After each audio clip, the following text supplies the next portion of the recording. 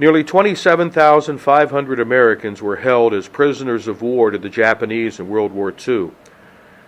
The Japanese didn't treat prisoners of war in accordance with international agreements, subjecting them to beating, starvation, brutal treatment, and sometimes death. The death rate of Western prisoners was 7 times that of POWs under the Germans and Italians.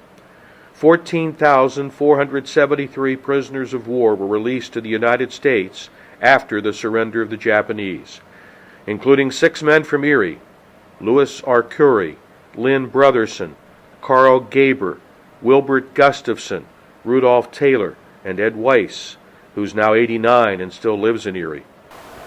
We would go into Manila, pick up supplies, and take them out to Corregidor.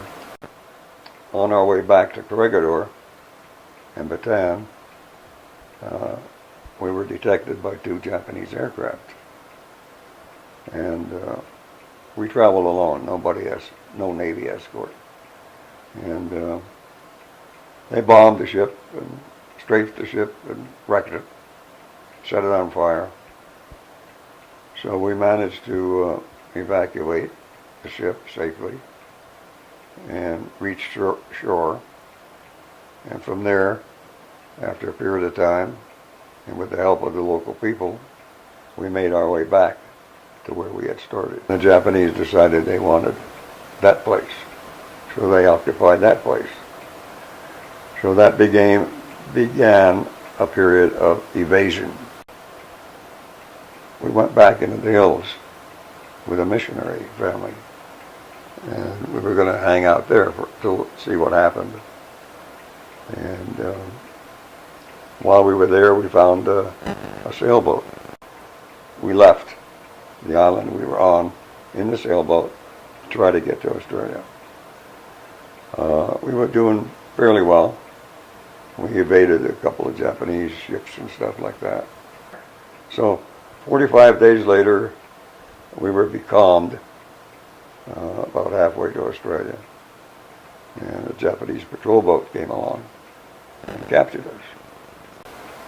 And then they took us to this place called Ambon, which was a major base for them. They had captured it. And they put us in a jailhouse for 45 days. And then they took us out to that prisoner of war camp called Tantui. On one side of the road was the Australian prison camp. On the other side was the Dutch prison camp. They were kept separate. So that was all right. That was really better than what we had been enduring so far. Food was adequate. The Japanese permitted the Australians and the Dutch to use their own supplies, and so that was okay. They took all of the Dutch and all but 530 Australians on ships, transported them to other areas. So that left us in the prison camp with the 530 Australians. And while we were there, another group of, I'll say 6 Americans were brought into the camp who had tried to escape from the Philippines the same way we did. The United States and its allies, Australia and Dutch, continued to bomb Ambon, sometimes on a daily basis, sometimes on a weekly basis, but they continued to bomb Ambon. Now that put us in a bad position, because our question was, did our people know, in fact, that we were there? And they began to organize work parties using the people in the camp for labor. So we went on those deals.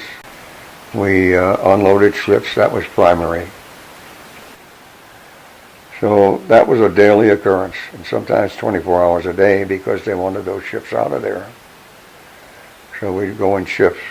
From that point on, things went downhill. the Japanese became more restrictive, they became more brutal, they became more demanding, and so on. The food began to go down. And that was one thing the Japanese used against us, was if there was something that wasn't done to their satisfaction, or had some reason to think otherwise, they would withhold the food. Now the food was, when I say food, I mean it was something. It was very poor. The rice ration went down. All of the food items that the Japanese were supplying us with gradually got less and less. By that time, of course, the Australians had used up all of their supplies. We'd get a few sweet potatoes and a few green bananas and just trash, really, trash. So the food was a big problem. And medical supplies were non-existent. So things really went downhill very rapidly after that. And from that point on, it was strictly work and exist. My attitude was this: if I was given a fair chance and nothing that the Japanese would do to me physically to terminate my life, I would handle whatever came along, and I would beat those people at their own game. I was going to survive. Their favorite method of torture was beatings and withholding of food. So it was more of that type of an activity. Now they did from time to time make you go out and stand in the sun or hold something above your head. Men were dying all the time from overwork, poor rations, medical issues.